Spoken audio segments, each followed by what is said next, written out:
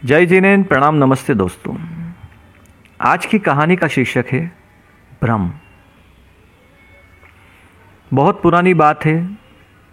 किसी राज्य में एक हलवाई हुआ करता था जिसके यहाँ कर कलाकंद बहुत ही फेमस था। एक बार राजा ने अपने कर्मचारी को उस हलवाई के यहाँ पर कलाकंद लेने के लिए भेजा।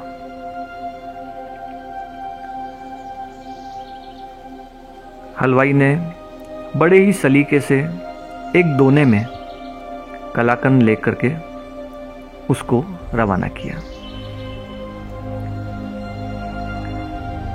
अचानक उस दोने को, जिस दोने में वो कलाकंद रखा था, अपनी किस्मत पे नाज होने लगा। वो ये सोचने लगा कि बड़ा गजब का मामला है। अधिकतर दोने में कचौरी, समोसे, गर्म चीज़ें रखी जाती हैं, लेकिन मुझ में कलाकंद रखा गया। ज़रूर मुझ में कोई बात है, कोई पूर्व जन्मों के अच्छे कर्म होंगे जो मुझे इस तरह का व्यवहार मिल रहा है। फिर उस कलाकंद के दोने को राजा के कर्मचारी ने अपने रथ पे रखा और रथ चलाने वाले सारथी को यह भी बोला कि बड़े ध्यान से चलाना भाई, गड्ढे वड्ढे बचा के चलाना, कहीं दोने को कुछ हो न जाए। दोना इतनी केयर सुन करके बड़ा भाव विभोर हो गया, बड़ा आनंदित होने लगा। धीरे धीरे वो रथ राज दरबार की ओर चल पड़ा। जैसे ही राजा का महल आया, बड़े हुए बंधनवार, बड़ा सा गेट, वहां की सजावट देख करके वो दोना फूला नहीं समा रहा था, अपनी किस्मत पे नाज करने लगा।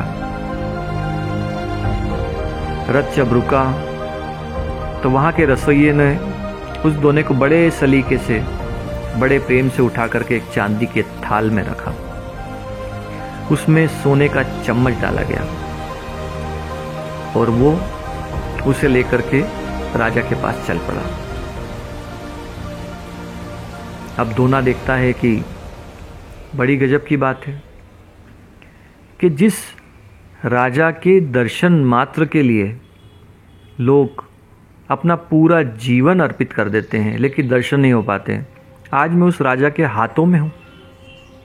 मुझ में जरूर कोई बहुत बड़ी बात है। वो अपनी किस्मत पे इठलाता हुआ अहंकार से भर गया। राजा ने उस कलाकंद का स्वाद लिया। जैसी कलाकंद खत्म हुआ, उसने दोने को कूड़ेदान में फेंकने के लिए दे दिया। अब दोना बड़े आश्चर्य में कि बोले बड़ी अजीब घटना है। अभी तक तो क्या ठाट बाट थे, मुझ में कलाकंद रखा गया, रथ के ऊपर मुझे लाया गया,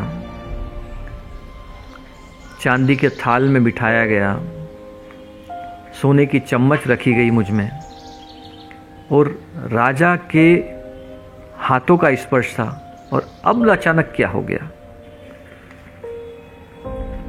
दोस्तों, कहानी यहीं खत्म हो जाती है।